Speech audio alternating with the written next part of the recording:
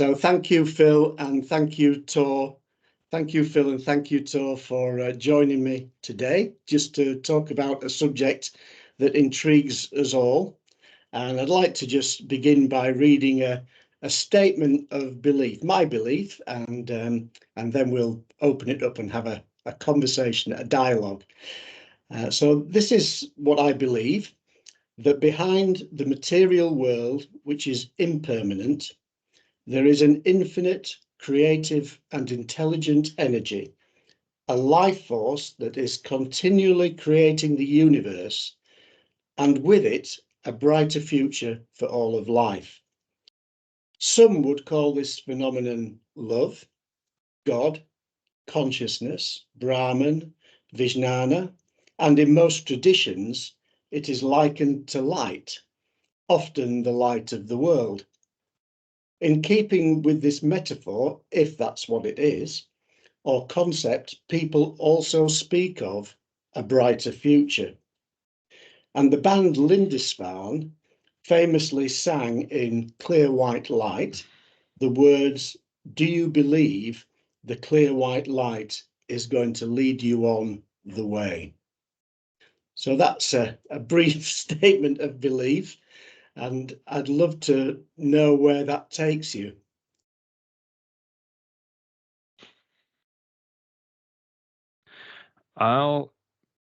If that's okay, Tor, I'll start. Please. Okay. Firstly, I believe there is such a force. And I also don't know what to call it, whether it is called God or love or universal consciousness or divine nature, whatever that is. Yes, there is a force out there of love or clear white light, whatever way we want to express that.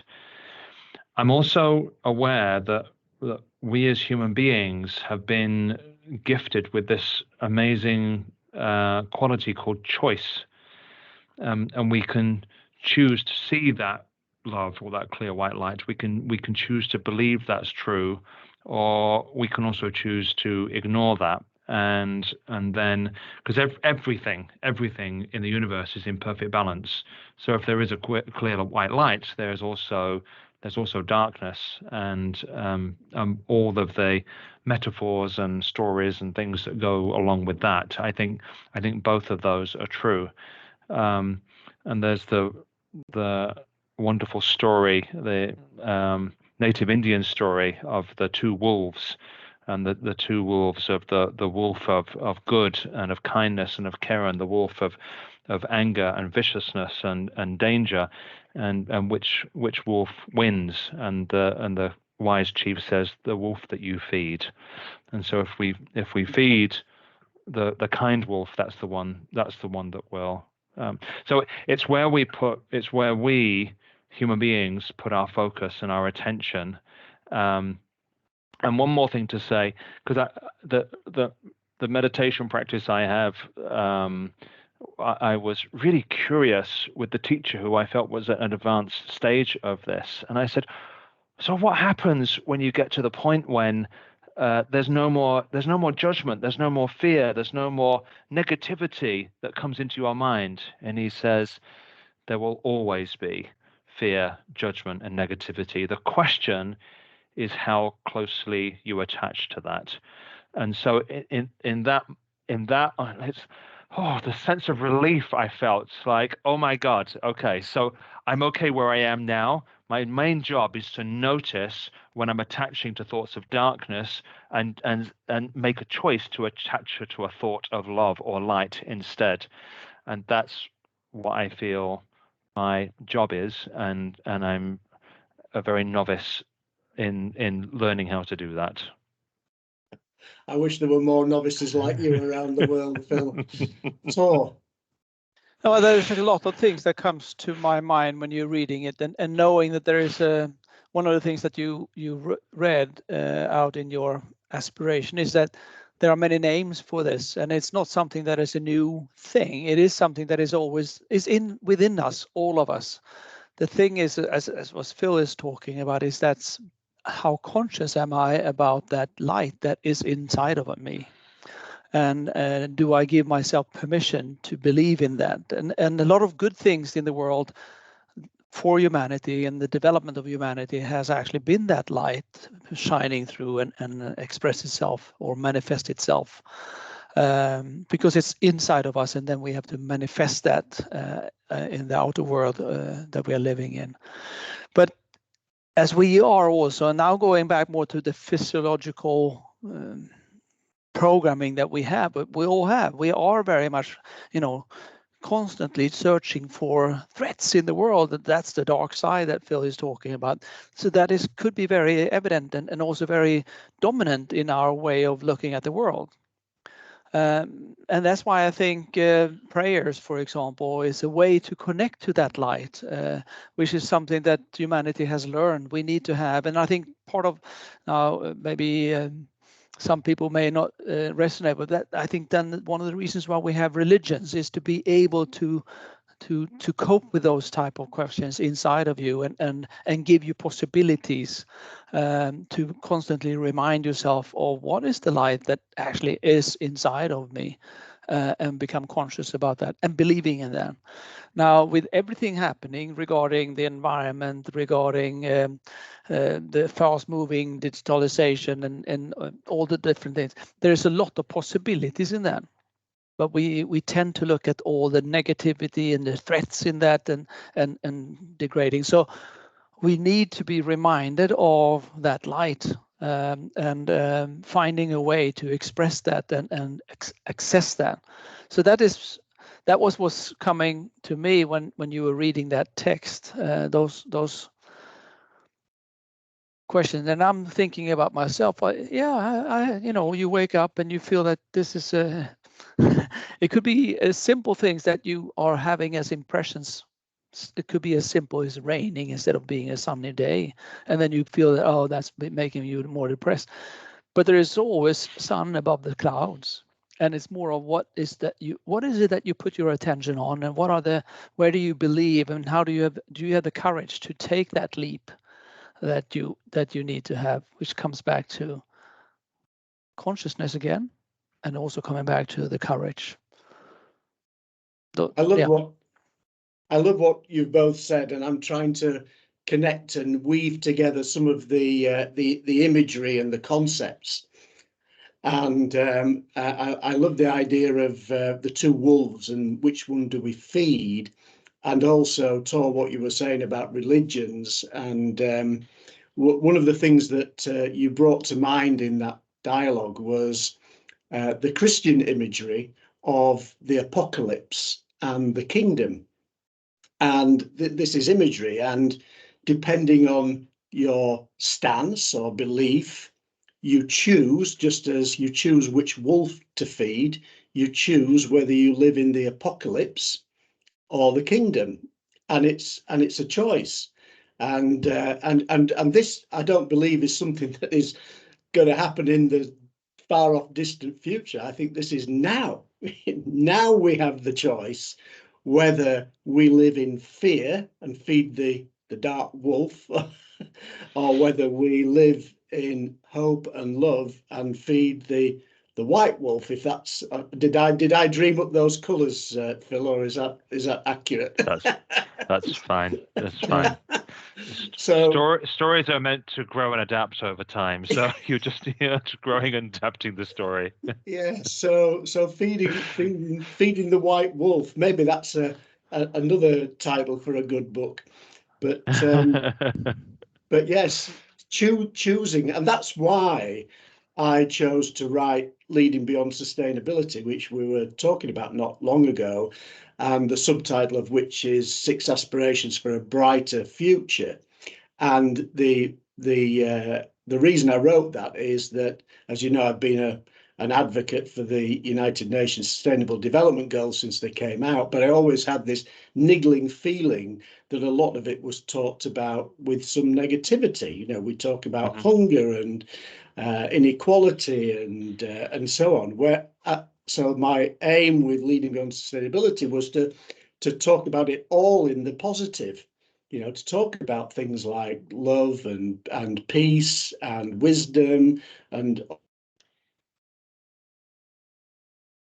all most people in the world would like to see manifest. So that's where my mind was going. What thoughts have you got now?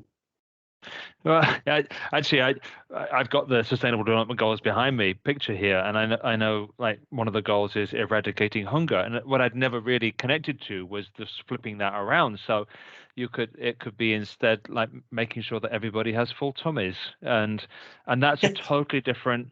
You've shifted from the dark to the light just in making that flip there. So yeah, you've just opened that up for me. What I believe to be true, and I'm starting to experience myself, is that well, I'll give another story. It's the story of the Michelangelo's angel, Yes. and I saw an angel in the stone and carved to set it free, and what I'm starting to experience is as I let go of parts of me that are no longer necessary, then the access to that light becomes much easier. Um, and so I thought that my job was to do this and learn that and create this and study that and practice harder and whatever. And actually, what I've realized is the most important job is to discover I let go of that bit and let go of that bit and let go of that bit, and then the light within and connects to the light without and shines very naturally. There's nothing to learn. There's nothing to do. It's coming to the state of being and allowing the doing to flow through the being. And as I say, I'm just starting to discover the truth of this, but I love the possibility that there's nothing to learn, there's nothing to do. Just allow things to be as they are. Focus. There is undoubtedly there's hours and hours of inner practice for inner peace, but given that, then life and light flows so much more easily once you start to let go of those bits that are no longer necessary. Yeah, if I build upon that, I mean, what both of you said, I mean, what part of the statement was, you may call it love. Oh, I mean, that was one of the statement that you had. And building on what Phil was just saying, you could, it may sound that, oh, you have to have hours and hours of meditation or inner work, and that's, it could be even more simple or more accessible. Maybe not simple is not the right word, but more accessible. It's more of, because we do coach ourselves constantly on how we take on and perceive the world around us.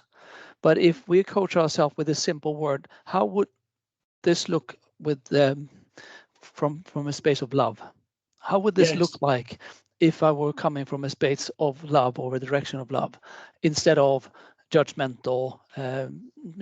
This is something that is fearful, and a lot of, I mean, all the good religions that we have all that good, but they are feeling that they are different, and that's why they are not good. Then they are not coming from a space of love. They are calling from, protecting, and separation is the least the thing that we need to have. We need to have much more of that. And to me, that's how I guide myself in my day. And I notice that I do come from judgmental and fear at points, but it's my consciousness around that. And in that moment, I can say to myself, oh, wait a minute.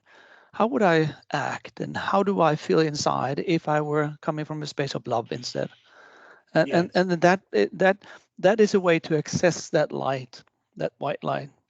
Yes, and so picking up on all of that, and Phil's point about hunger, and of course in the book, one of the 6 aspirations that I talk about is abundance, and that's abundance of food, of wealth, of energy, of water, of all the resources that we need to lead our best lives. So it's that being determined to dwell in and celebrate everything that is being done to create an abundant future for us all. And it's there for the taking. And when you begin to notice it, you notice that this is not a pipe dream. This is something that is in flow right now.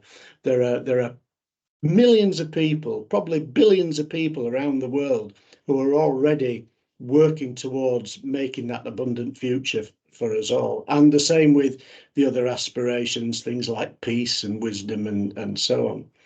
So, and may I say something just to clarify something? It may sound very easy to just coach yourself to come from a space of love, but that also, there is a journey that you have to do to be aware of if I have and I am captured or in a cage of fear, so to speak. That is an active journey that I would like to explore. How am I actually being captured? And if I don't do that, it's going to be difficult for me to say, what would love say in this situation? Because I'm going to be unconsciously trapped in that fear. And many of us are, for many good reasons. And I think that is I just wanted to have a nuance of that simple come from a space of love.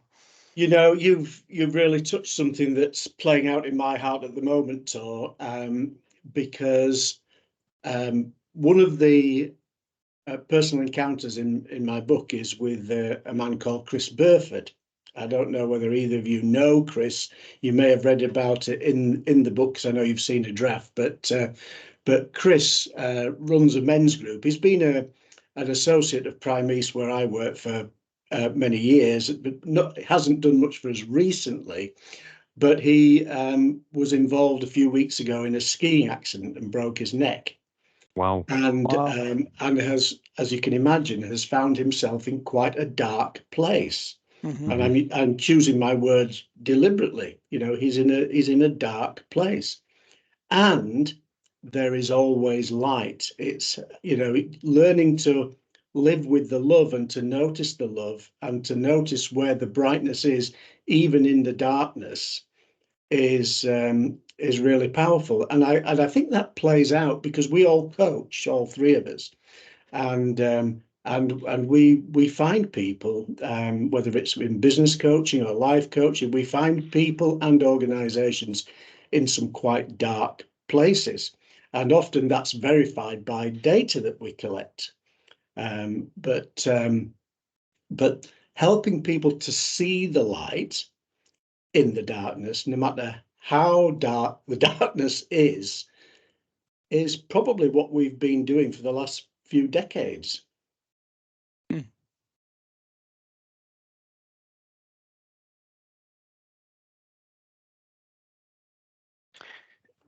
Ooh. This could go very deep. Feel free. It's how deep to go.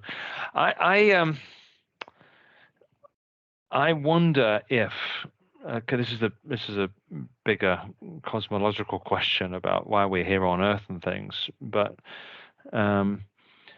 this fact of light and dark, this falls into this field of duality: good, bad, right, wrong, light, dark. There's all the field of duality, and it's suggested that in this physical plane of planet Earth, this is the field of duality. In other realms of existence, duality isn't there. There is just isness. But here we have duality, and one of the suggestions, which I actually really resonates with me, is that we come here to planet Earth to learn about love, and to learn about love and light, pure white light, pure love. We have to also learn about what love isn't and what light isn't. And Yes. that's when the darkness comes. And so as much as we might want to protect people from going into the darkness, or protect or stop people from all those nasty things, often at the other end of it, people you would ask, would you change that experience? No, absolutely No. not. I wouldn't change that experience, because it's helped me understand myself. It's helped me understand life. It's helped me understand love in such a powerful way that I would have never known about if I hadn't been to whatever my depth of darkness was. And so everything has light and dark. and so even the darkness brings that possibility to like see the light in a completely new way. I often say, please embrace your fears, because that's help you. The fears that you have had and then you've experienced is help you to maneuver yourself in the world, but also, as Phil is saying, to help you understand and see the width of or the depth of yourself in the world.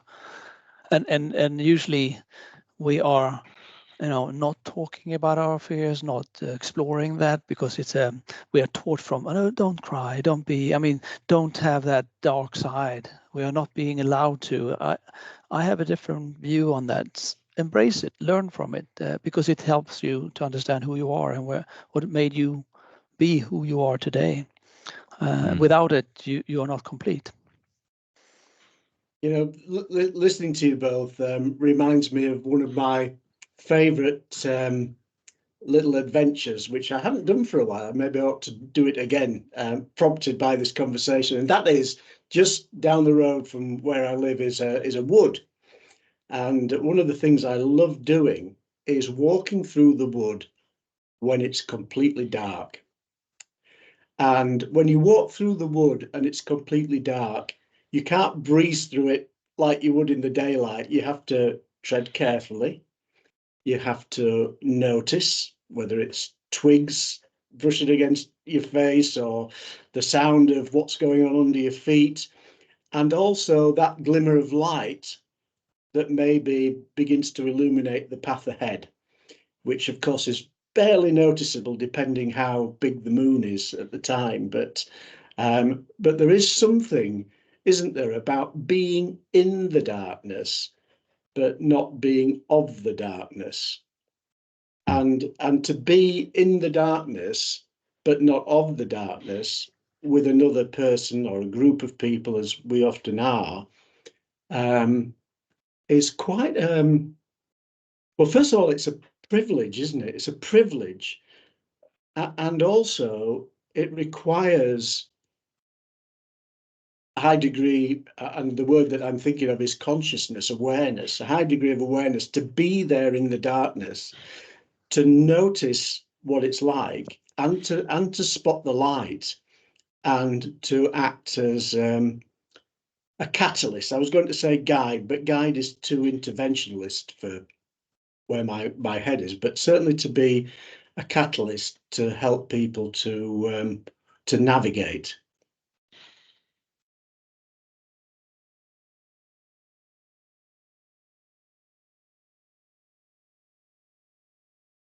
Where are we? Where are we? I know you can edit this afterwards, but I think we shouldn't make it too long, because as well then it will also become too cumbersome. It should be something you would like to encounter.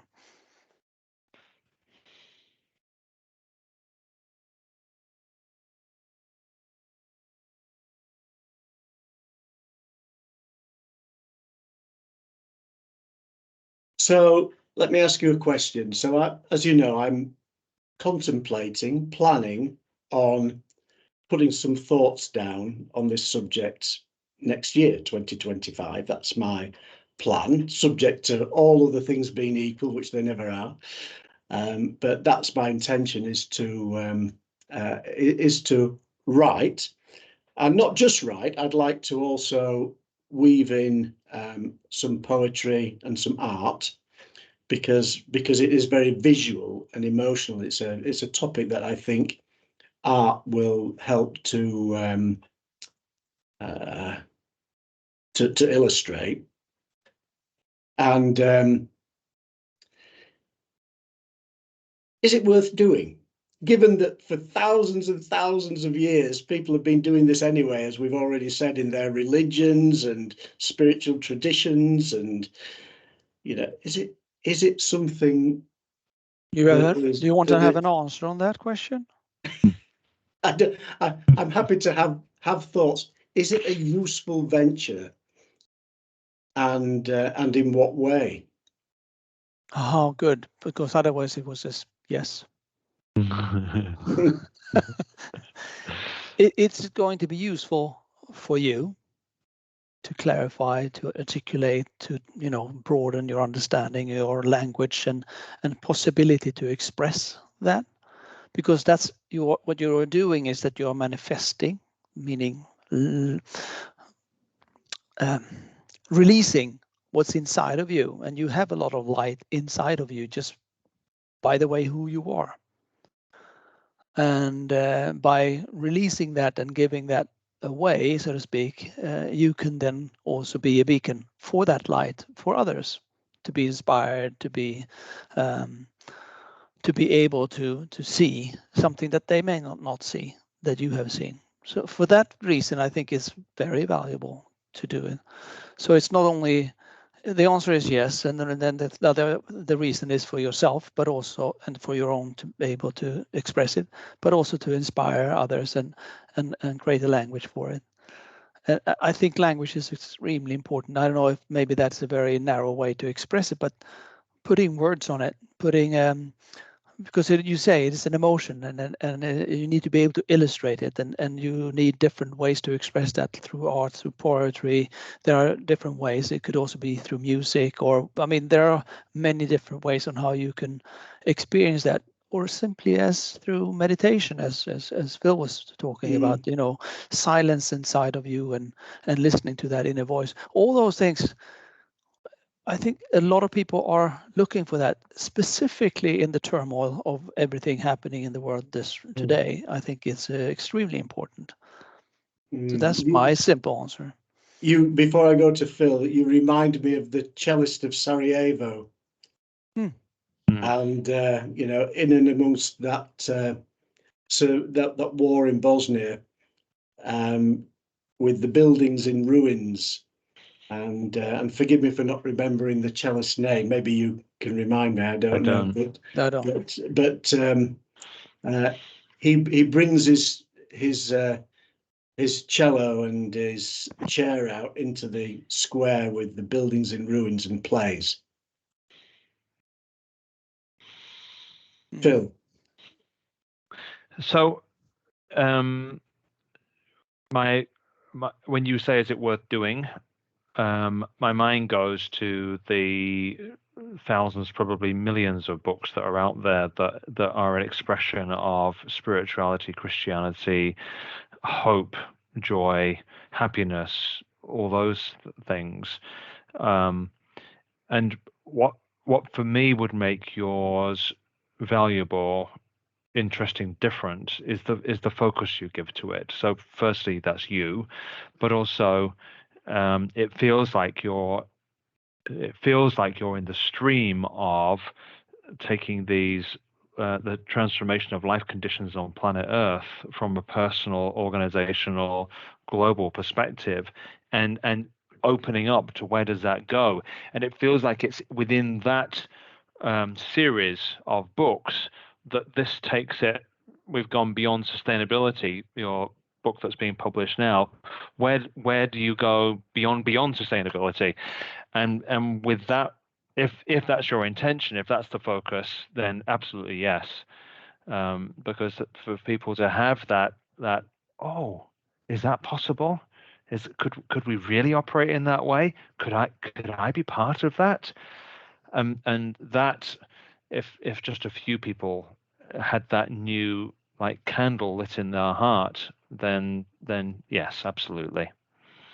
Yeah. Wow, that's very powerful. Well, listen, guys, I am really grateful for your time, your energy, your support, your inspiration.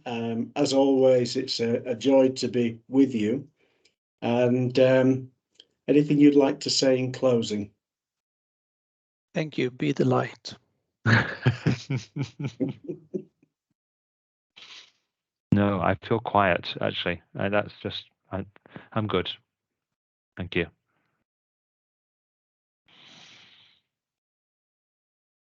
I shall leave you in peace. I'll stop recording. Well, stop recording and then we can reflect a second.